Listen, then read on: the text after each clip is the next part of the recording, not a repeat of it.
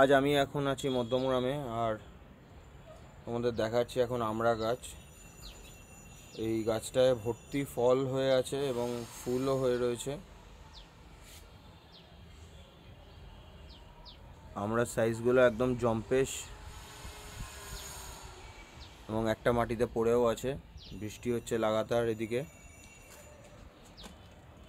খুব সুন্দর।